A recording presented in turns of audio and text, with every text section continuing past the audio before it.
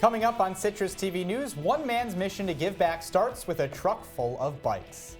And President-elect Donald Trump claims millions of Americans illegally voted in the election.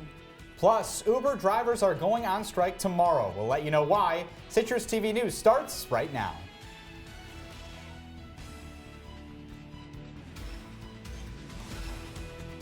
From the Citrus TV studios, this is Citrus TV News live at 6, your campus news leader. Good evening, I'm Lauren Anderson. And I'm Michael Tricarico. 9 people are injured following a stabbing attack at The Ohio State University today. That's our top story.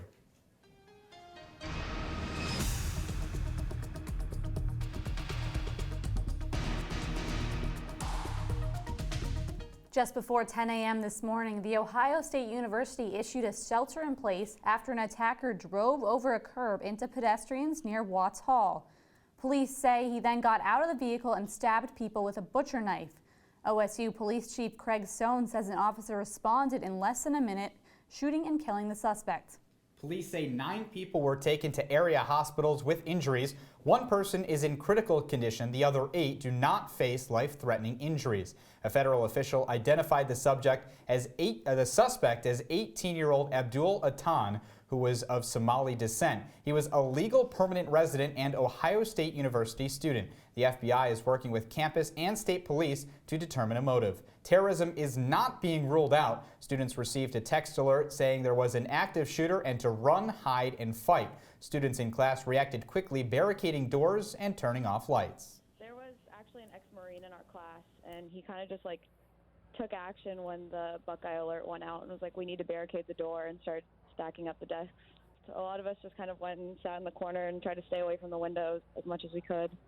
It's not something that you usually think is going to happen until it does. And it's kind of a very unreal situation, not knowing where they are or what they're doing. The shelter-in-place was lifted after nearly an hour and a half, and classes were canceled for the day.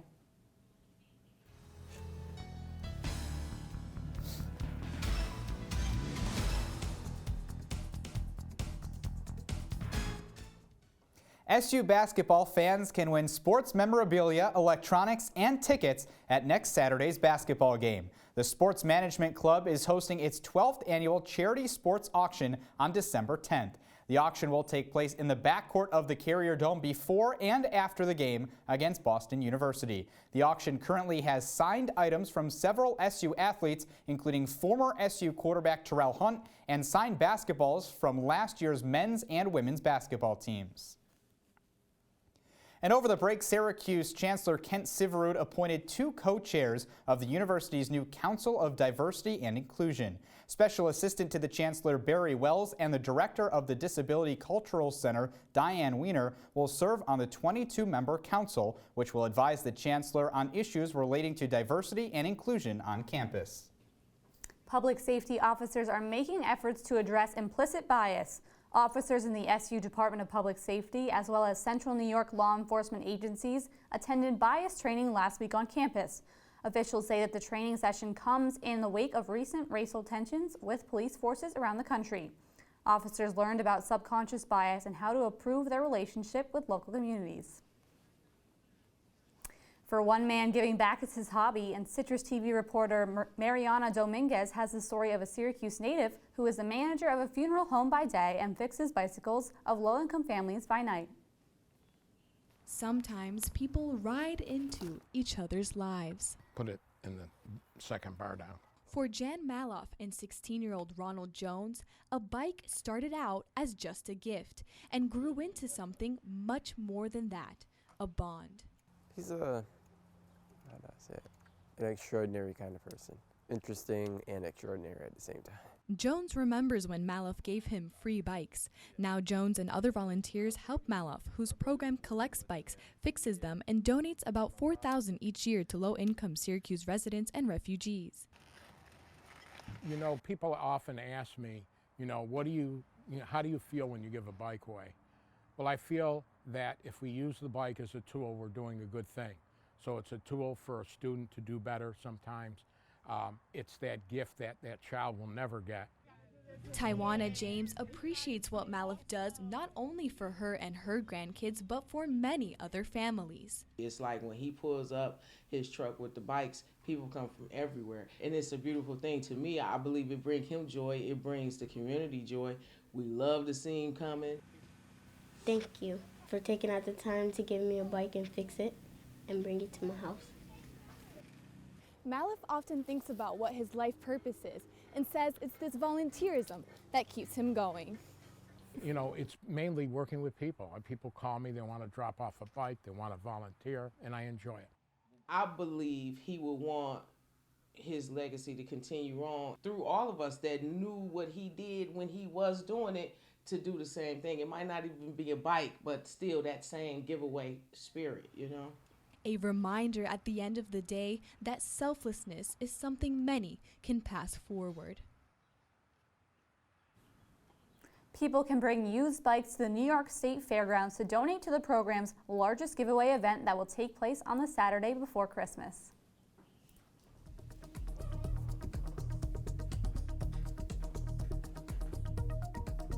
A 12-year-old boy is in critical condition after being hit by a car. The boy was hit near Destiny, USA last evening while walking across a ramp with several other boys. Police say the driver didn't see the boys until the last minute. The boy is being treated for head injuries at Upstate University Hospital. His name is not being released, and police are investigating the incident. A driver is in the hospital after suffering a medical episode while driving. The driver went through a fence and crashed into a building in downtown Syracuse this morning. Police say the red Kia Sportage drove along the curb of Townsend Street, crashing through a metal fence and into an East Genesee Street building. Police say no one was on the bottom floor when the incident occurred and no one else was injured during the accident. Coming up on Citrus TV News, live at 6, Wisconsin will begin a recount of votes in the presidential election. And we have updates on the bomb detonated in the Philippines earlier today. Stay tuned. It was a sunny but cool day on campus here today. What type of weather can you expect for the rest of the week and as we head into the month of December? I'll tell you coming up in my full forecast. Your daughter just had her first breakup. Do you A, put yourself in her shoes? B, console her? Don't worry, sweetie. This is gonna happen a lot. Or C, find her a new boyfriend? Nice, single boys. That was weird. As a parent, there are no perfect answers. But you don't have to be perfect to be a perfect parent. Thousands of teens in foster care will love you just the same. Well, Thomas, you've got prediabetes. But with more exercise and a change in diet, it can be reversed. I've tried exercising. It just makes me hungry for bacon. I love bacon, too. And who really likes to exercise? Not me. Me neither. Nobody.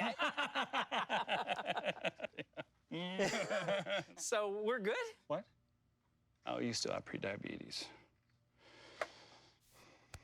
Big time.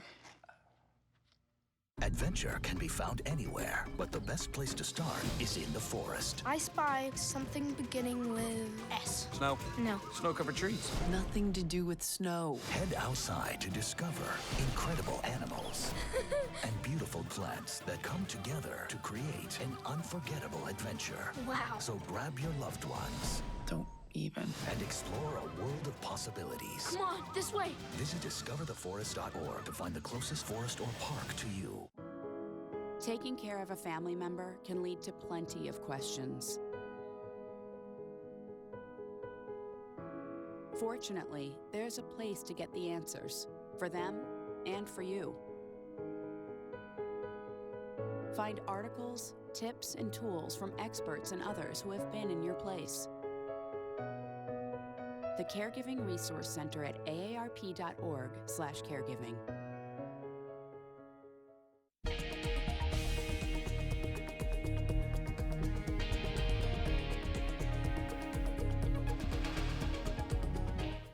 A federal judge says that Dylan Roof can represent himself in the Charleston murder trial. Roof can also object if he feels possible jurors are not fit to serve. Roof is accused of killing 9 people at a historic black church in Charleston, South Carolina in June of 2015. Roof was ruled competent to stand trial last week and jury selection resumed today.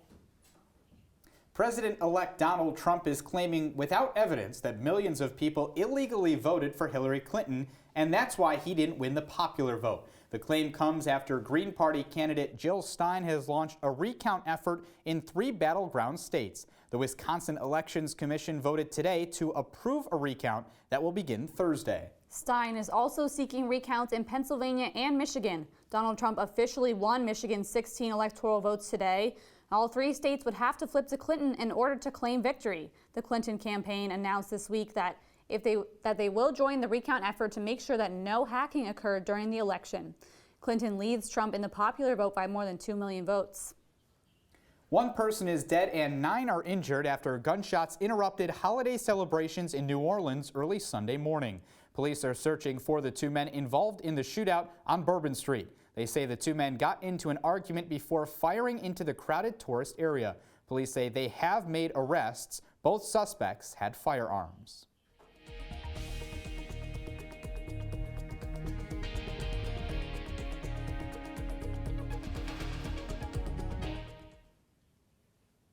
Today, thousands of Cubans are mourning the loss of the man who ruled their country for nearly half a century. Former Cuban leader Fidel Castro died this weekend after battling illnesses for years. People began lining up early this morning near Havana's Plaza of the Revolution with portraits, flowers, and flags to pay tribute to Castro. But not all Cubans are participating. Many people are staying home and off the streets, and some younger generation Cubans are barely fazed by the death. Castro transferred power to his brother Raul in 2008 after falling ill. Fidel Castro was cremated on Saturday. His ashes will begin a 3-day procession across Cuba on Wednesday. A funeral and burial will be held on Sunday in Santiago. President Obama and Vice President Biden will not attend the funeral. The fight for the Syrian city of Aleppo has taken another turn. Syrian government forces have captured a major rebel-held neighborhood along with several smaller areas. This marks the first time that in 4 years that the northern part of the city is under government control. Russia's defense ministry says that the Syrian government now controls 40% of rebel-held areas of the city. The ministry added that more than 100 rebels have laid down their weapons. Residents in eastern Aleppo have been fleeing the city since last week. Manila police in the Philippines detonated an improvised bomb this morning. Authorities closed a portion of a major boulevard near the U.S. Embassy where the device was found in a trash can by a street sweeper. Police say nobody was injured during the 2 explosions that were part of the police detonation. The device was found about 22 yards from the embassy. Traffic was briefly diverted, but surrounding roads have since been reopened.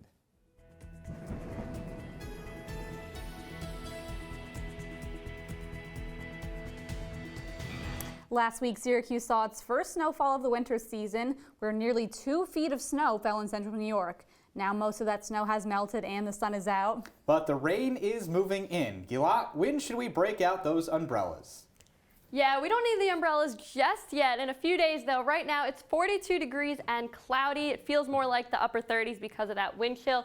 Waking up tomorrow, 8 a.m., 47 degrees. Gonna have really strong winds tomorrow, up at 18 miles per hour. Heading into the rest of the day tomorrow, 9 a.m., 50 degrees. Gonna go up to 55 at noon, back down to 52 at 6 p.m. And you're gonna see some scattered showers in the morning.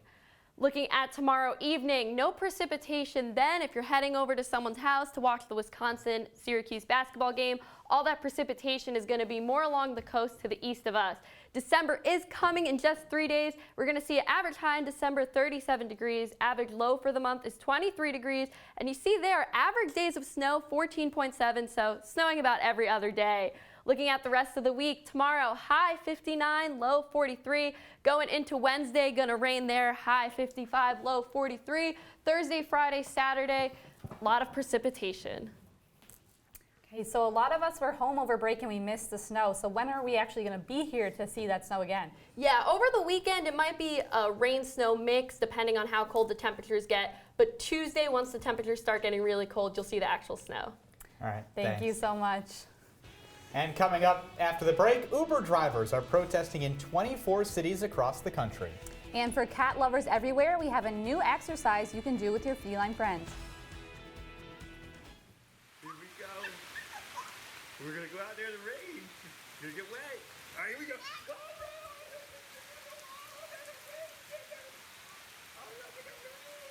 Okay, quick. yeah, yes. So much fun. Mwah.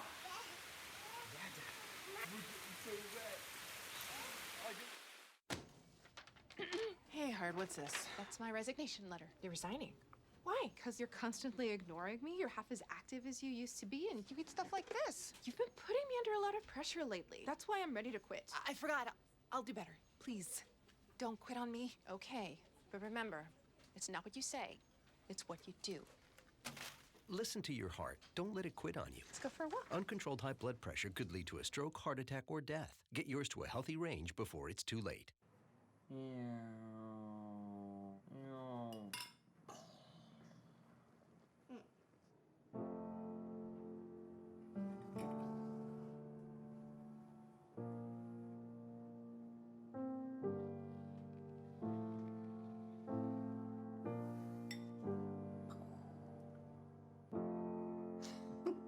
Visit aarp.org/caregiving for information on how to provide even better care for the person who wants to care of you.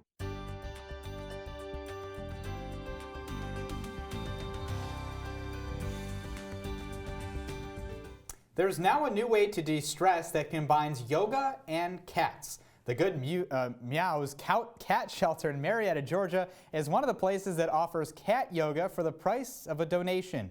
Instead of bringing your cat to the studio, yoga fanatics can exercise in the shelter among adoptable cats in the hopes of raising awareness for cats that need a home.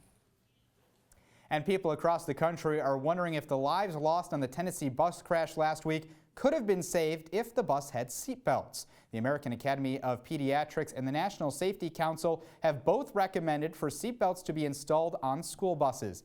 But some experts disagree. They say buses are already safe and adding seatbelts costs too much. Currently, only 6 states, including New York, require school buses to have seatbelts.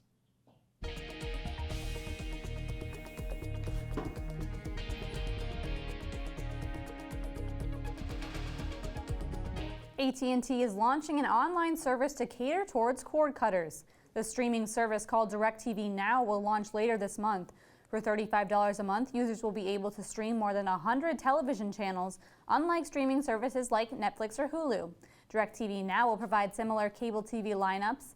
AT&T has already reached deals to stream content from Fox, Walt Disney, Time Warner, and more. And Uber drivers are joining protests for a national minimum wage hike. Drivers in 24 cities from Los Angeles to New York will join the fight for 15 days of disruption tomorrow. Workers from fast food, airport, and childcare industries have been demanding a $15 an hour minimum wage. For years, workers expect tomorrow's protest to be the most disruptive yet. Fidel Castro's death has sparked concern around U.S. and Cuba relations. U.S. tourism in the country is still illegal, but limited travel is allowed for research, business, and family visits. The first Havana-bound flight in more than half a century left from Miami this morning. American Airlines became the first airline to schedule a flight directly to Cuba's capital. This decision came in the wake of more open relations between Cuba and the United States under the Obama administration. Delta and United Airlines will begin flights to the country this week. And pilots of a German airline are planning to strike this week. The pilots' union will strike against the Lufthansa airline on Tuesday and Wednesday after talks to settle a pay dispute failed. The strike started last week and has already caused more than 2,700 flights to be canceled. About 350,000 passengers have been affected. Lufthansa pilots say they haven't had a pay raise for 5 years. Coming up in sports, it was a rough weekend on the Hill. I'll tell you why on the other side of the break. Fancy pants peanut butter? A big screen television? You haven't even bought a sofa yet. A motorcycle? When your father finds out, he's gonna flip his shoes with 2 buckles? What do you even need 2 buckles for? Mr. Big Shot, buying whiskey shots for everybody in the bar. From the looks of it, I'd say nobody even remembers. Feed the pig. Look at you. You're at the top of your game. You're unstoppable. Nothing can throw you off track. Wait, is that your car? Uh-oh. Yeah, I saw that coming. That will throw you off track. you're looking at around 10 grand in fines, legal fees, and increased insurance rates. Let's try this again. Smart move. Because buzz driving is drunk driving.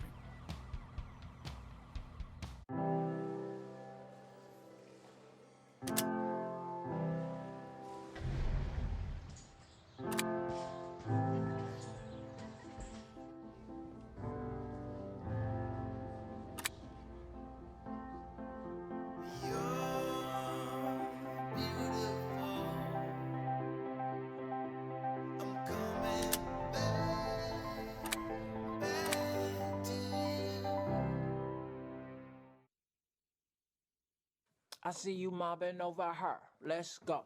Let's mob. Let's crawl. Let's crawl. Let's crawl.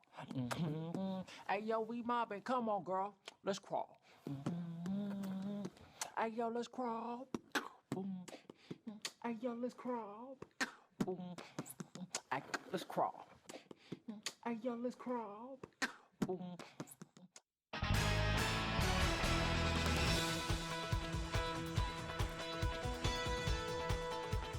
Syracuse football was in action on Saturday in their final regular season game of the season. Dino Babers' squad headed down to Pitt to take on the Panthers in their finale. The Orange came into this game looking for win number 5 on the season and with their eyes set on their slim bowl chances. And this one taking place at Heinz Field.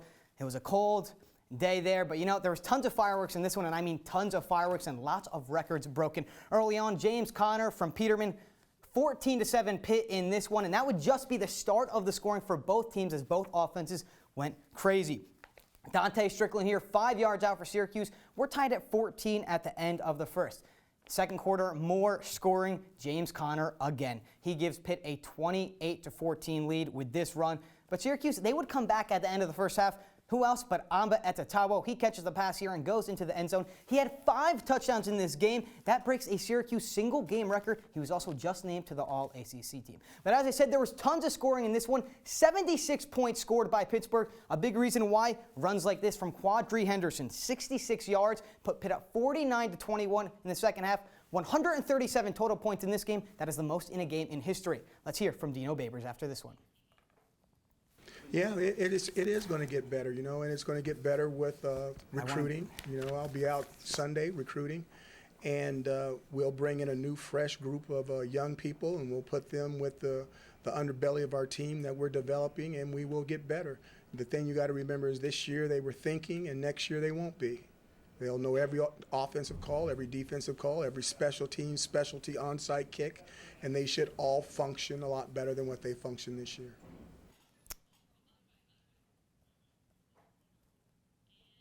Syracuse basketball and football couldn't get wins in this week, so it came down to Syracuse soccer as they played in their NCAA tournament third round matchup. This one against UNC. It was a home game, but they had to play at OCC Murphy Field because their field was unplayable. So let's take a look at how it went down. First time matchup between these teams early on in the year, tied 0-0. This one would not be scoreless. Early on, Syracuse trying to get onto the board, but Johannes Peels, his shot goes wide. But UNC's Jeremy Kelly would make sure this one wouldn't end 0-0. He gets it by Hilpert here to put them up 1-0. A big goal there. And they would be looking for more a few minutes later. Here, Tucker Hum, a blistering shot, but it would be saved by Hilpert. A big stop by the SU keeper. Second half, Syracuse trying to come back. Liam Callahan's corner gets headed away, but it falls to the feet of Chris Nenko, who fires a rocket just wide. A big play in this game came in the 80th minute. Johannes Peels, he runs into the keeper and gets a yellow card. So not a good look for Syracuse there. Runs into the keeper, but he would try to make up for it here. A blistering shot goes over, and that was the story of the game as they lose 1-0 to UNC, and their season is over. Now, Syracuse men's basketball had been churning out wins and dominant performances to start the season, coming into this weekend's game against South Carolina. Jim Boeheim's team was 4-0, winning by an average of 34 points a game. However, the Gamecocks presented a much different test for the Orange on Saturday. And this one, it was a difficult one for Syracuse. They started off the game down 6-0 early on, and they would lose this one 64-50. Tyler Lydon, he had his best game of the season, though, 18 points. but it just wasn't enough because they had 17 turnovers and they were 14 from 44 on the game, guys. So a rough game from them. Not much from the bench. Ty's battle, 13 minutes of play, 0 points. But P.J. Dozier, he ran all over the Syracuse defense, had a big game for the Gamecocks. All right, Matt. The Syracuse football team scored more points offensively than the Syracuse basketball team did. How worried should Syracuse basketball fans be for the season? I mean, look, this was their first real test of the season. And South Carolina had come into this game after beating number 25 Michigan. So it's obviously a very talented South Carolina team. And it was the first real test for Syracuse. With that being said, I think they should be a little bit worried. I mean, they were shot 40% from beyond the arc. But in every other aspect of the game, they really were not good, and they did not get much from their bench. Tyus battle at 0 points. That can happen. We'll see if Syracuse can bounce back tomorrow at Wisconsin. Thanks, Matt. Thank you. And after the break, we'll let you know what you need to break out that umbrella this week. We'll be right back. This is the story of a boy who didn't talk for a long time. The boy liked things to always be the same. Any changes would scare and upset him. The unknown was an unfriendly place. The boy was very sensitive to lights and sounds. So he built secret hiding places where they couldn't get in. The boy didn't like looking people in the eye. He wasn't trying to be mean, it just made him feel uncomfortable. Sometimes he would flap his arms again and again. One day, I found out I have something called autism. My family got me help. Slowly, I found my voice and learned all the ways I could live with it better. Early intervention can make a lifetime of difference. Learn the signs at autismspeaks.org.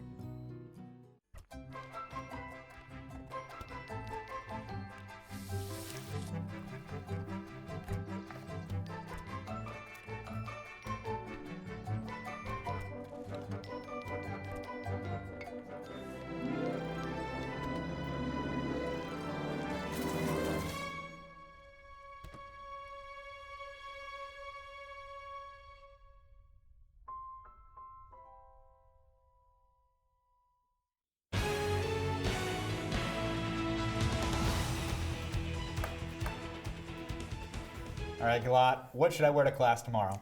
Yeah, you know, you should really wear whatever you were comfortable in today, because even though the temperature is going to be a little warmer, the strong winds are going to make the temperature feel like it was today. So jacket, boots, going to be kind of cool with the wind chill. All right, I'll be ready for that 9:30 morning class. Thanks. Yeah, me too. Yeah. Great. Now take a look at this. A Japanese theme park special attraction involving frozen sea creatures got an ice-cold reaction. The Japan Space World Park froze 5,000 sea creatures in its ice rink floor as a winter attraction called Freezing Port. Fish, crabs, and starfish were embedded in the ice, and as you can imagine, it was met with public backlash. The park's manager says all creatures were already dead, but the reaction on social media was brutal. One Facebook user commented, "You have no soul." Space World has apologized and closed the attraction and will remove the fish and turn them into fertilizer. I mean, I don't know about you, but it's not a great idea, but like, I don't mind. They're already dead. What else? I think that's kind of cool. I don't know, it's a little weird. It's like a fossil, though, right? The dinosaurs are already dead. The dinosaurs are already dead. I don't even know how to ice skate, so I don't really have to worry about it. Okay. And unfortunately, that is all the time we have for Citrus TV News. For information on these stories and more, check out CitrusTV.com and make sure to follow us on Twitter at CitrusTV News. I'm Lauren Anderson. For Matt Ryle, Galat Mohammed, I'm Michael Tricarico. Good night.